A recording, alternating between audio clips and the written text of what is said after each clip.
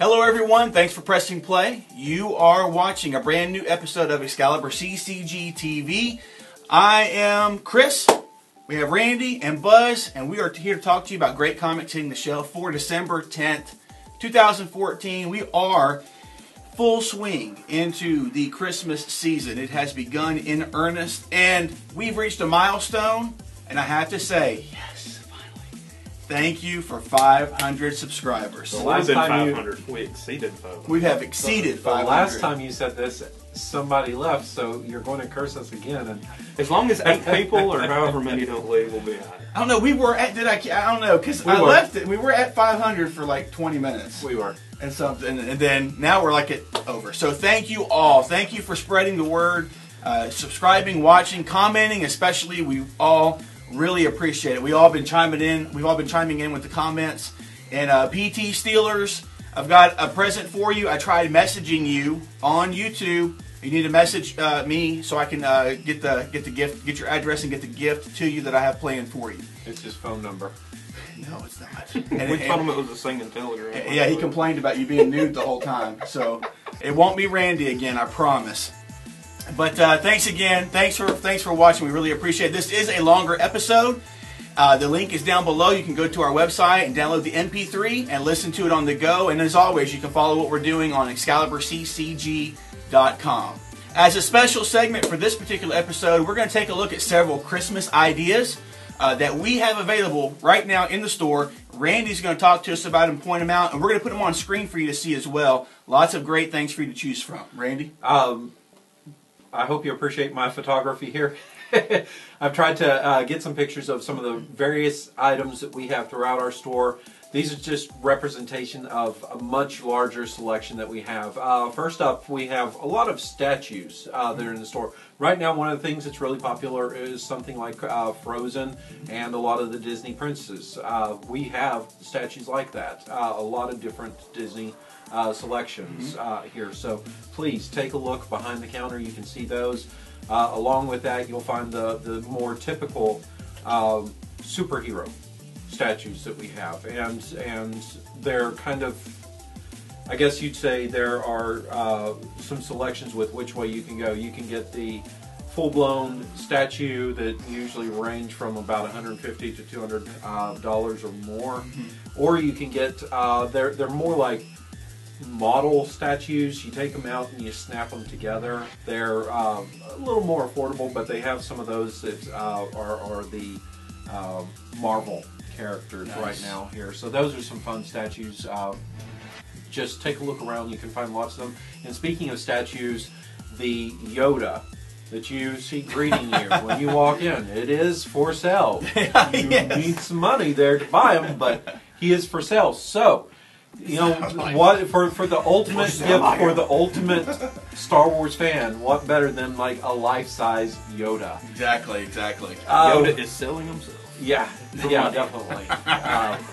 We have tons of graphic novels at this store. Yes. And if you look at our gray shelves as you enter into the store, what we have there, we have the DC New 52 lined up right there for your viewing pleasure, selecting pleasure. We've got the Saga. We have Omnibus, Omnibuses. I don't know how to say that. We've got the big event books from the big companies. We've got a lot of the Marvel Now books going on. All those we've got graphic novels right up at the front, some of the hot ideas, and we've got some of the other graphic novels, also hot ideas. They just can't all fit up at the front. Along the back, all in alphabetical order there. So tons of graphic novels for your pleasure. You guys can find shirts and you can find quilts. The quilts are all superhero themed. Shirts, of course, are all superhero or somehow geek themed shirts there. So nice selection with those. If you love G.I. Joes, we now have 2 different versions of G.I. Joes. We've got the big G.I. Joe figures that you can find. So we've just gotten a collection of those. And we've gotten in a collection of some of their loose figures. They're not in their sealed original cases, guys. Sorry about that. But we've got some of the original, what was that, 3 1/4 inch or 3/4 inch, whatever it was, G.I. Joe figures from the 80s. So now you can play with them without your friends knowing. It came open. And they have an extra rubber band or the black rubber band to go inside them in case you accidentally break it while you're playing with it. Twisting. Oh, we can't twist them this far. He broke. So we've got a lot of those, and there's, I mean, they're not just nobody G.I. Joes. There, we have either Tomax or Exmont. I've seen Dr. Mindbender. Chuckles. A couple of different ones. Chuckles. Okay. I may buy Chuckles. So Scoop. Don't talk about Do you remember Scoop? No, Scoop was the Cobra that went undercover as a Joe, and he ended up turning and helping the Joes. And becoming a real Joe. And you got the twins too. Tomax and Exmont. Okay, there you go. Yeah, I don't know which one, but we have one of those. Also, just speaking of Star Wars earlier, guys, we've gotten a huge collection of Star Wars figures here. Lots of different ones to choose from. There are lots of Lukes and Leias and Han Solos amongst all this, Darth Vaders. All different ones. You can also find down below those the Star Trek figures. So they have lots of selections. Take a look at our Marvel Select figures. We try and get in what they have available for you guys. That's on one side. You can turn around and look at all of the DC figures that we have right now. People are loving the recreations they have for the celebrations of the Batman animated series, the Lil Gotham figures, and then just all of the new 52 ones that they're doing. So they have a lot of really cool figures down there. We have. If you like the G.I. Joe or the smaller figures like that, they've done a little throwback figures. Recreation is what they're called. Or is that the right name? Recreation or whatever it is. Reaction is what it is. And the reaction figures are some monster movie figures. Okay. They're like movie figures, Pulp Fiction, Nightmare Before Christmas, Buffy, Back to the Future, Aliens, different figures like that. So they're Escape from New York. Lots of really cool little figures there. They just look like the recreations. They're new, but they look like the old time. Buy you that Escape from New York comic with your action figures. That's right, with your action figures. Nice. Tons of Doctor Who in our latest Doctor Who. Yeah, dialects all over the place. Tons of them. Yeah, exterminating Daleks. And we just got in a Dalek Yahtzee. Oh, really? Okay. Game. So that's the latest to come in. Please stop in. That's like as soon as you get in the door, you can spy the shelf just full of the Doctor Who figures here. Right. And we just got in the new little toys where it's just a toy, a package. You don't know who it is, but it has like Captain Jack Sparrow and the new Doctor and the War Doctor and lots of different figures. We've had them previously that had like the Doctors 1 through 11 or 12. Right. Yeah. And so this has is an updated version with it. Nice.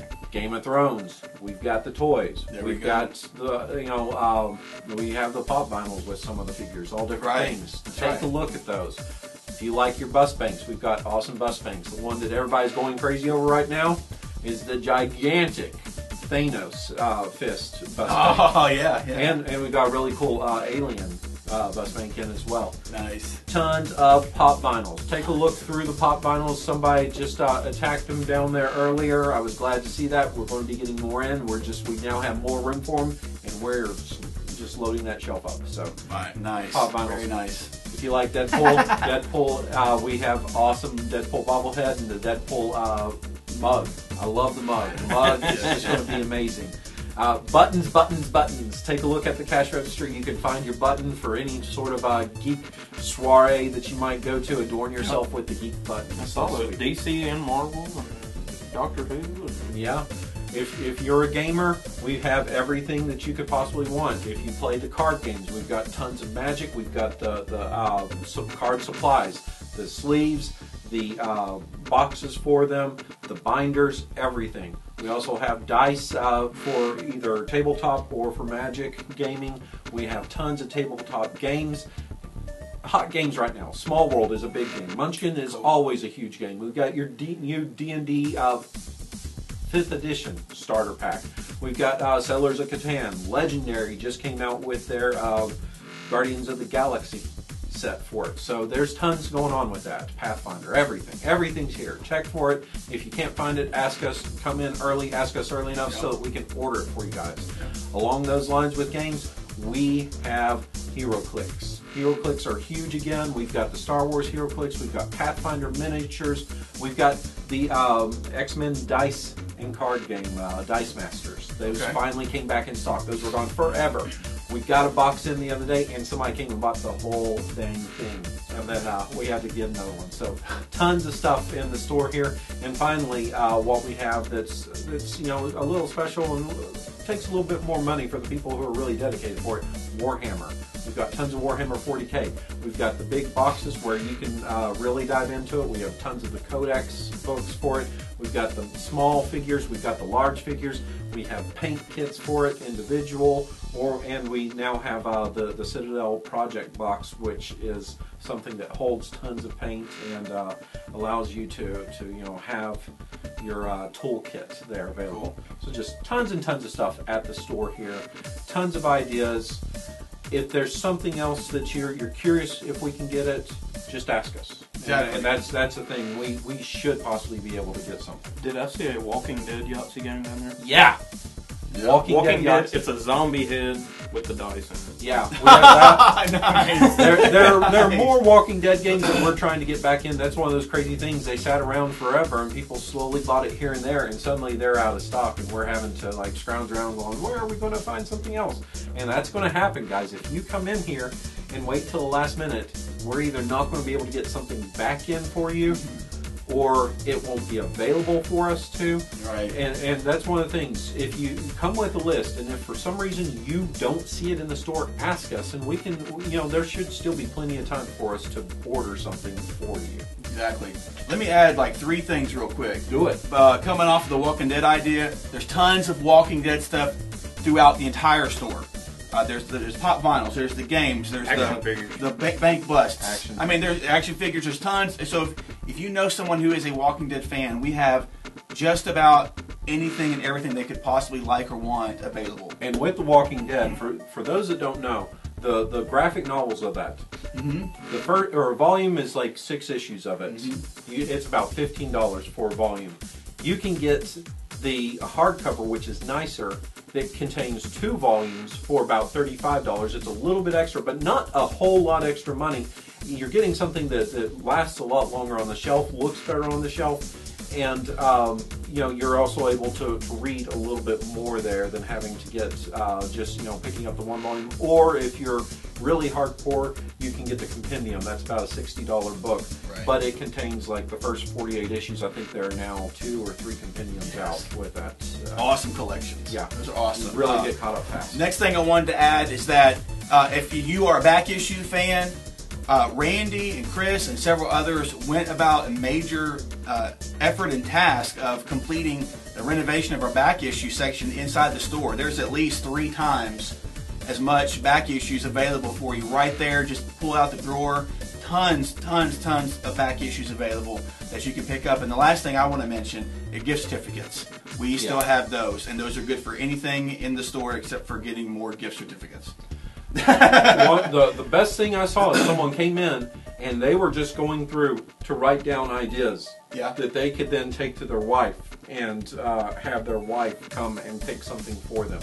So that's one of those things. If you're the person who, nothing wrong with gift certificate, but if you're the person that's like, I want it to be a little more personal, and you don't know what they want or what they have, exactly, you got to talk. There's got to be some communication there with the other person. Otherwise, it's not going to work. We can guess, but guessing only take you so far. Yeah. Thanks, Randy. Thanks for covering all that. It's a lot of stuff. I hope you enjoyed the images and they gave you a great representation of what is available. If not, come see it in person. Come into the store. Come visit us. Yeah. We are now going to move on to our storylines for December 10th hitting the shelf. Starting us off, Buzz, what you got?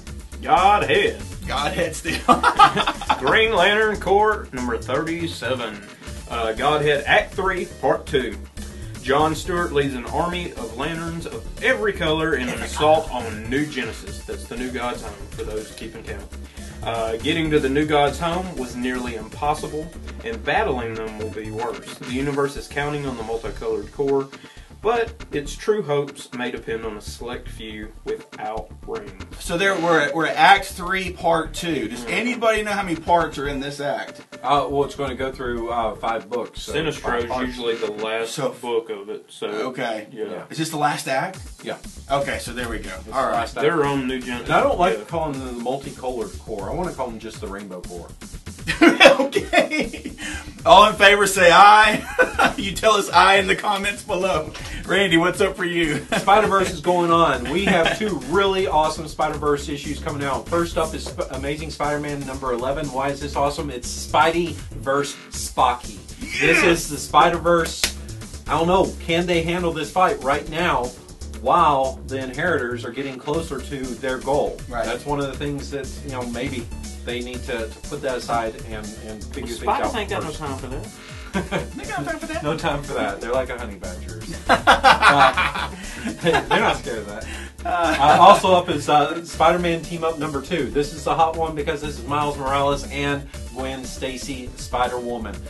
Spider-Gwen is going to be visiting one of the dimensions there where she's going to have to recruit a Peter Parker who never got over her death. Ooh. Yeah, Nice. I just, speaking of Friends earlier, I just imagined like a Ross-like Peter Parker. Okay. Yeah, Miles is teaming up with Ultimate Spider-Man in that book from the cartoon. Oh, from the cartoon. Yeah. Ah. Oh, nice. Yeah. Very Okay. cool.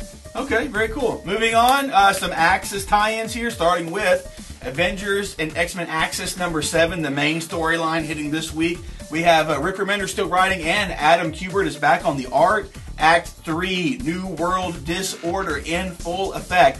This is the battle royale with the Astonishing Avengers versus the Uncanny X-Men for New York City. Who will come out on top?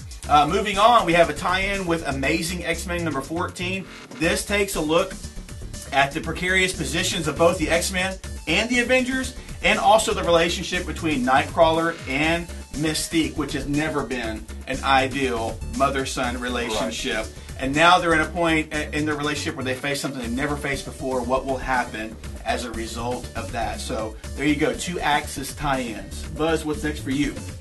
Another Axis tie-in, Avengers World number 16. This is the Availables Avenger, or the Rejects, as we want to call it. No, I like the Availables. Yeah, the Avail. Yeah. Oh, I love the team. That's I cool. think it's great. I love it whenever there's like just a ragtag bunch of B-level characters. Right, exactly.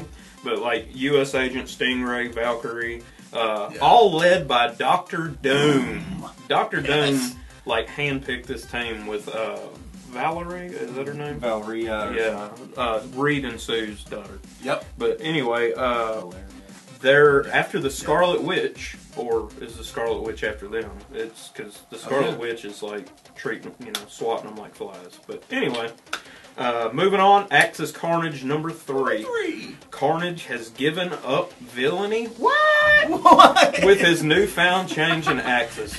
But that doesn't mean that he's not on the most wanted list still. And he's still got to worry about the Sin Eater. Sin Eater's still out there. Yeah. And just ignore, because Marvel has ignored everything that has gone on with U.S. Agent, and they just like got an arm and leg back. Arms back, legs back. Hey, He's back to I'm full good force. with that. When did he lose his arms and legs? During the siege. For real? Yeah. I didn't realize that. Yeah, he was the warden at Just Riker an arm prison. and a leg. He had like the hook And the Thunderbolts, was in- right? Yeah. That was John Walker? Yeah. Mm-hmm. Oh, dude, I did not realize that because I didn't read any of that. Apparently, whoever's writing this might not have realized it either. He's back. I'm good with him having his arm and leg back. Yeah, this is a that's cool character, but I glanced through a few issues of that when that was coming out, and he was a total well, I mean, bad he was A in there. I mean, he always has been. yeah. So it's not. It was like one scene where he leaped out of it. He's like the first person to take Captain America's place. Yeah. Yeah. And took it to the extreme. He did. One of my And favorite dropped the X-Men. mic like a vandal. Yes, and then boom, dropped it. That's it for the storylines for this week, folks. Tell us what you're looking forward to in the comments below. Right now, we're moving on to our question of the week. And Randy, what is that question of the week? Let's get some jingle bells going here. Ching, ching, ching, ching, ching. Our question. We are in the festive mood here. And our question, we're going to take a look at what is your favorite, or what are your favorite Christmas movies? Yes. And I'm going to start us off. Awesome. Because I love Christmas movies. I really do. A lot. Burl Ives was a part of my childhood. You know, he was the voice of the snowman in the Rudolph Silver and Gold. Oh, yeah. Okay. Yeah, love Burl Ives. But no, first up for me, it's kind of my number 3, and it's new-ish. Newish. But because Bob Newhart is in it, and I love Bob Newhart with a passion. Elf Oh, is yeah. one of my favorite films. That is a good. And then I have a throwback to one of my classics because the voice in the song is so iconic. It's one of my favorite songs. I cannot go a season without watching White Christmas. Okay. I've never seen it. I don't. Is that an old? Yes, classic? It's a 60s Bing or- Crosby. I've never seen it, but that's that cool. it is awesome. It's Nice. really awesome movie there. It's kind of they're coming back from war. Okay. They're supposed to go one place, but they go to another place, and they meet an old general there, and it's fun. It's a good movie. So your number one's got to be classy, right? Yeah, it is very classy. My number one, I can only watch. I'm not even going to call it by its name that came out in theaters. I'm going to call it by the name that came out on the DVD. Batter Santa. Batter Santa. I love Billy Bob Thornton's Santa Claus, baby. Oh, we go from so wholesome and true, Bing Crosby, to This Billy is- Bob Thornton. I'm eating here, kid. Oh, no. I'm on my break. I'm on my break. Spitting the food out. Oh, I love it. Shoving salad in his I love it. And then it was like one of the second team ups with Billy Bob Thornton and John Ritter, because they did their Hearts of Fire, an old TV show back in the 90s together. And so this was like a second thing, I guess. Or maybe they'd done a couple of movies together. But they, I guess, were buddies. John Ritter? Yeah, John Passed Ritter. away? Yeah. They did Sling Blade together. Oh, was he in Sling Blade too? It's Yeah. been so long. I remember Yeah. Dwight Yoakam in that. Yeah, he was in it too. Yeah, he was Yeah, awesome. yeah, Dwight Yoakam was. It was awesome, man. What you gonna do with that Anyways, Walmart, bro? those are my 3. Very, very odd, different ends of the spectrum there. But I love those movies. Cool, very, very cool. Very cool. Buzz, what's up for you, bro? I really like the old Grinch cartoon. Yeah. The movie. I love watching the old Grinch cartoon. My daughter just got to learn. She would watch it back to back to back to back, and I'm just like, my more grown-up movie, Her heart just shrinks every time she watches it over and over. National Lampoon's Christmas Vacation. But my number one Christmas movie of all time, Die Hard. Ah, yeah! Oh, man, you took one of mine! Hey, you can do Die Hard too during Christmas. My favorite part of Die Hard is, now I have a machine gun. Ho, ho, ho. I love that. And even better is when Alan Rickman tries doing the American accent. He's like, oh no, you're one of them. Don't shoot me.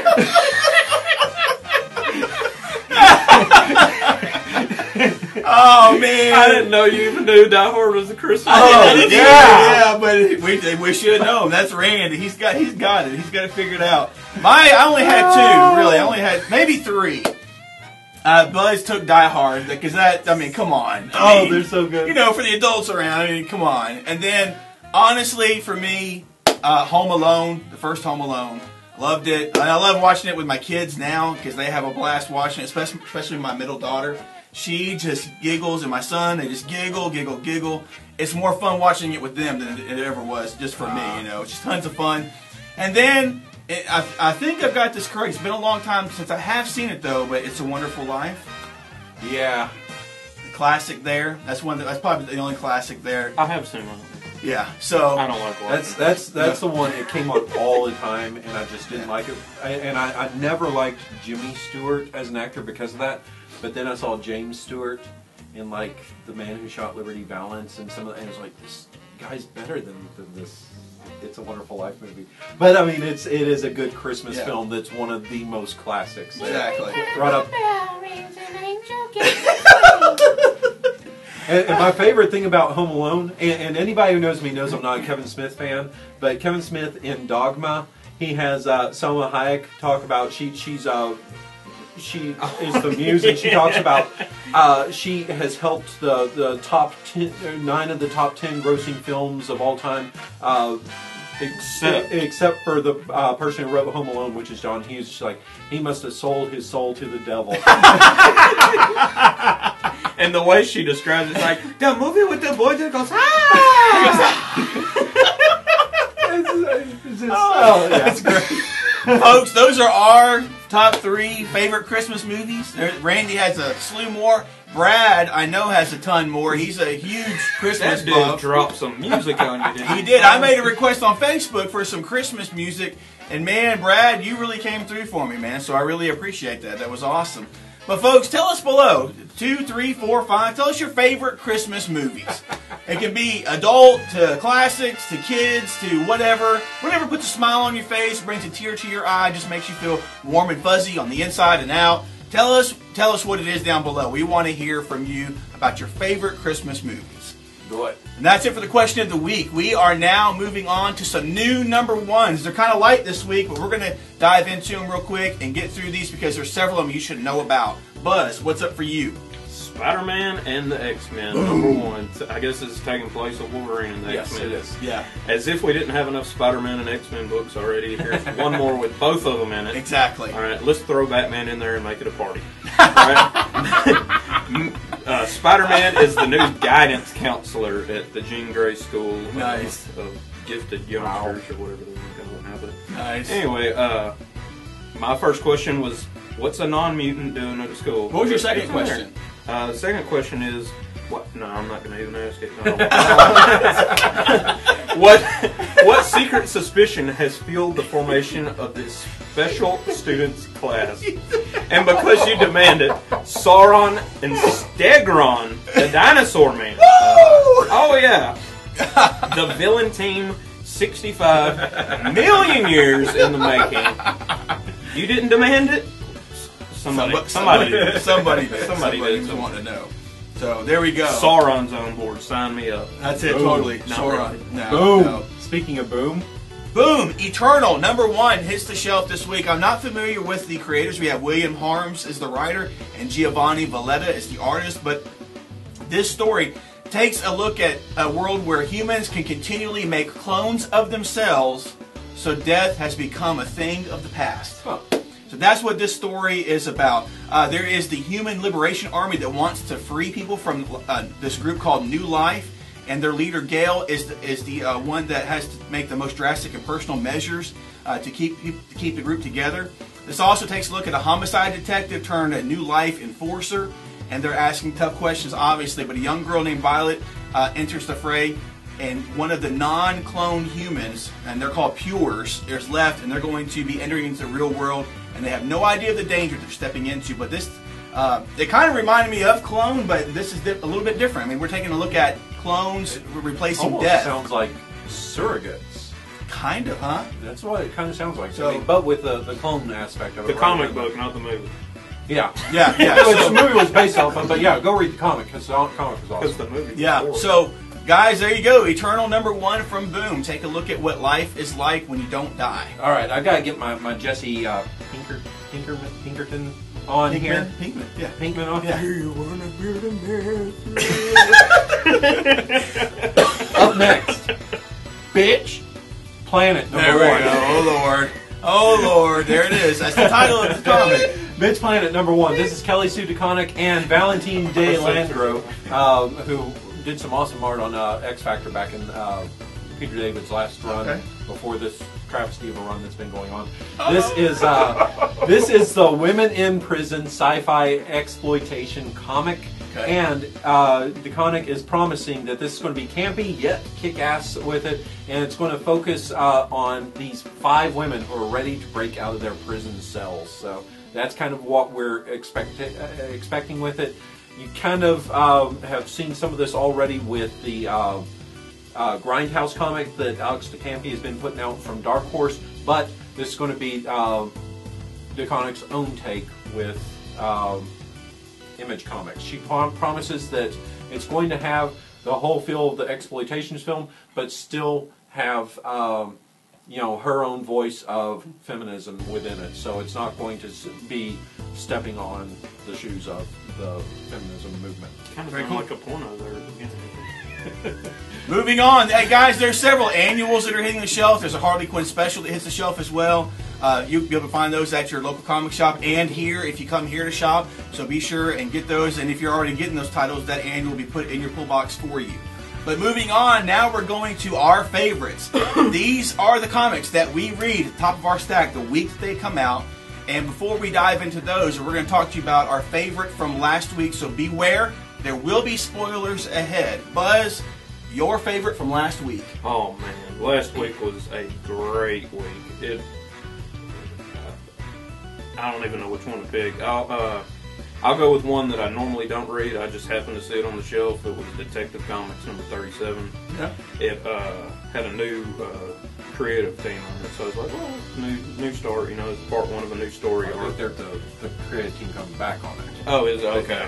Well, it had Anarchy on the cover. I don't know if y'all remember him, but when I was first getting back into comics when I was younger, Robin, Tim Drake was one of my favorite characters, and anyway, I actually came up to Excalibur and got them to reserve me a copy of the Robin Annual number 1, and that's who was in it. Was Anarchy. That was the villain in it. So I was like, well, I'll check it out for nostalgia, whatever. But it was a really, really good story, and it's just part one of it. Anarchy is a terrorist, basically, who is just trying to get a message across. We don't know what it is yet, but he attacked Wayne Tower and just set off all sorts of explosions and stuff, and he made a big explosion in the shape of an A on Wayne Tower at the end of the issue, and Harvey Bullock was in the building. And anyway, there wasn't a lot of Batman in this one. There was a lot of detectives in it, kind of like I guess the show Gotham and everything. Okay. But anyway, cool stuff. I really enjoyed that one. Very cool. Yeah. Randy, for you? For me, Guardians 3000 number 3. Awesome book. Admit, first issue was a little shaky. Second issue solid. Third issue is just killing it with it right now. The art, maybe not my favorite style there. It's a little too cartoony. But whereas right now in the Guardians of the Galaxy comic, there's a whole lot of talking. A la Bendis. This one, there's a whole lot of action. Nice. And you have they're introduced to the A Stark group, and they're looking at this armor, and they're like, that looks a lot like Tony Stark's armor.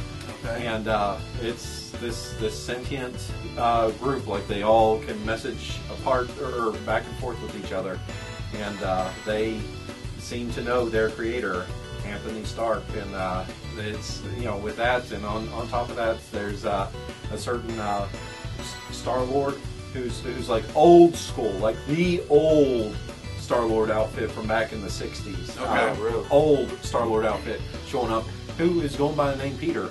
So, oh, really? yeah, who knows what's going on with that, how he lived so long. But cool stuff in there. Very cool. I think there were several good ones from last week. I think the one that edged out every one of them for me is Ghost Fleet number 2. I liked that first issue. It really... the second issue. I like the first issue and the second issue. The first issue was I was like, okay, I'm gonna give another issue and give it another try. And second issue, I was like, yes, that was exactly what I wanted to see in a comic book, with the pace, with the storyline. Two partners work together in the first issue. One betrays the other, and the second issue takes place 2 years later as the betrayer has become director of this Ghost Fleet organization. And the man that was betrayed is now on a quest for vengeance. And he's coming after him, and he's coming after the Ghost Fleet for what they tried. They left him for dead. So he's coming back, guns blazing. It was great. The pace was great. The art was great. Really dug it. You should check it out. We've only got 2 issues out. It's a limited series. So check out Ghost Fleet 1 and 2 on the shelf. Moving on. For the ones that we're looking forward to this week, Randy, what's up for you? First up for me is Afterlife with Archie number 7. It's finally back here, and it's the first part of the new story arc, Betty R.I.P. Oh. With this, weeks have passed since the Riverdale gang left Riverdale. They've been on the road. They're deciding that they are going to stop and have a Thanksgiving. Right.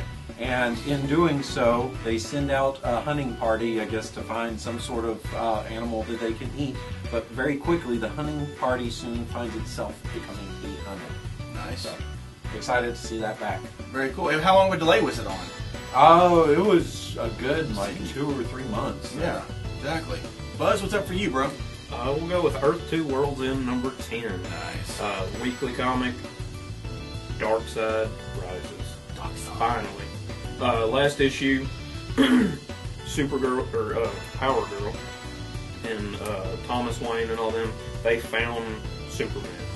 Okay. Who they thought was dead this whole time. Okay. But they found him. He's been powering Apocalypse. Like, they've been using him as like a battery. And when they first see him, Thomas Wayne just punches him in the face. And he starts bleeding. And they're like, oh my god, you know, you're bleeding. What's up? You know, but anyway, at the end of it, Mr. Miracle, Fury, and Varda are trying to pierce the core, basically, of Apocalypse to get to Darkseid. Cool. And they do it, and Mr. Miracle jumps in. What's going to happen next issue? And there's all sorts of cool characters in here. You get Dick Grayson and Barbara Gordon. They're married in this. They have a kid. Ted Grant finally showed up. That's Wildcat for those keeping track. Yeah. And really, really digging the Earth 2 stuff, both the monthly and the weekly. Very cool. Very cool. I'm looking forward to Copperhead number 4. Yeah. Number 3. And number 2 ended with someone you thought might have been the person who committed the murder. But then number 3, you get at the end of number 3, you got a much better picture of who it was and how the other person was involved. But in this issue, we still got Sheriff Clara Bronson. She's trying to set a trap, and Deputy Boo is chasing lead, both figuratively and literally, in this issue. This is a brand new series you should be checking out. We're only on issue number 4. There's probably a second or third print of number 1 available, maybe even of number 2, but you should get all 3 issues because each issue has just been a page turner and has been great leading into the next issues. Cool. Up next for me, the Goon, Occasion of Revenge. This is number 4. This is the last of the mini-series here. However, this is one that Powell has said, everybody says everything changes, and they never really mean it. Everything might not change in this book, but it's going to definitely change for the Goon. Okay. So we're going to see some things. His gang is falling apart after he had a real shocking betrayal that just happened to him that led to Kid Gargantuan committing an act that may end up dooming his whole gang.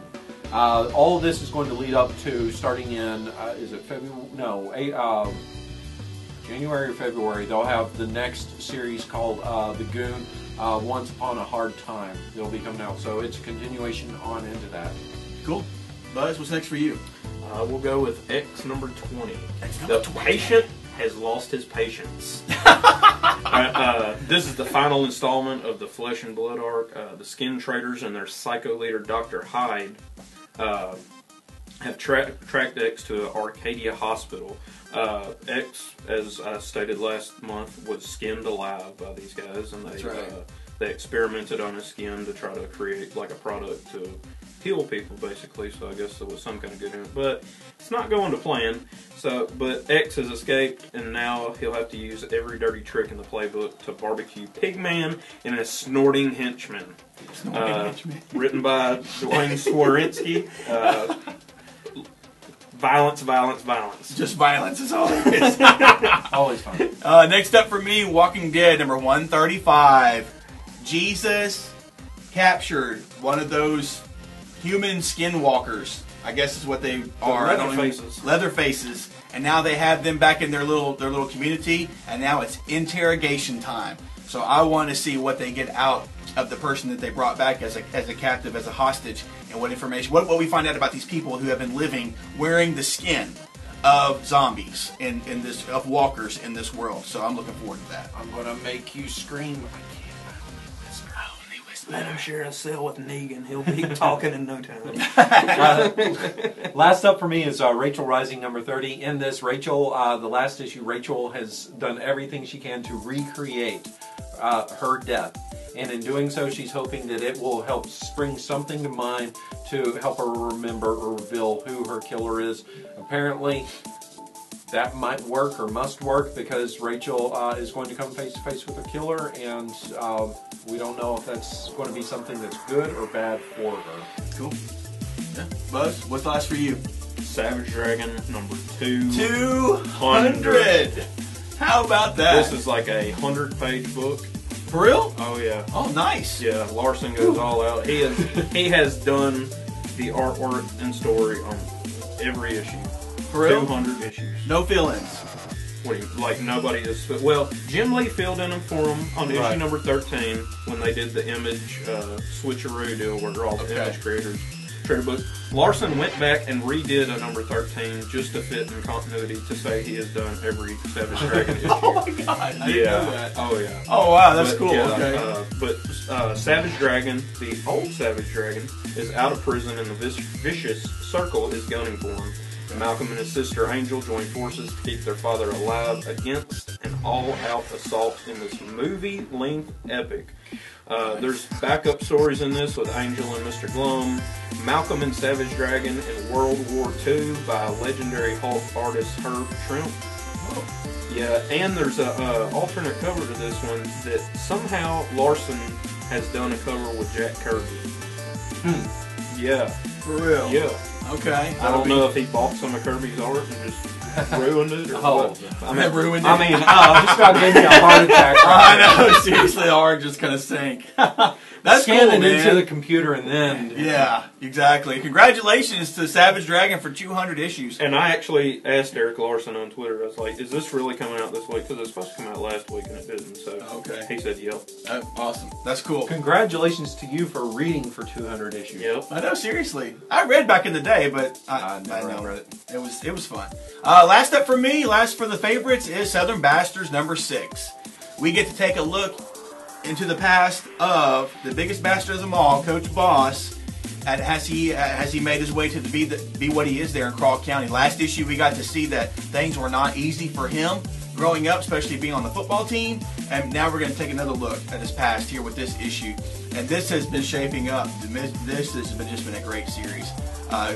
Kudos to the creative team and Image for getting this out here because I've really been enjoying it. And that's it for the favorites for this week, folks. Thank you for watching. Thank you for pressing play. We really, really appreciate it. Don't forget the question of the week. Tell us your favorite Christmas movies down in the comments below. We want to know what they are so we can talk with you more about them down there. And guys, don't forget, you can follow us on Facebook. The link's down there. Twitter, the link is down there. Also our website, ExcaliburCCG.com. We've already got an announcement up for for when Free Comic Book Day is coming for next year, so there'll be more information about that because we really plan on having a big event here at both of our locations. And speaking of that, we are Excalibur Comics, Cards, and Games here in Shreveport, Louisiana, as well as in Texarkana, Texas. You can always follow us on our website, ExcaliburCCG.com. Yes, I did repeat that. I just realized that just now. That's okay. That's it for this week, though, guys. Thanks for watching.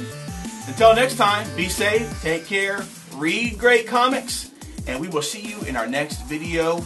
Bye-bye.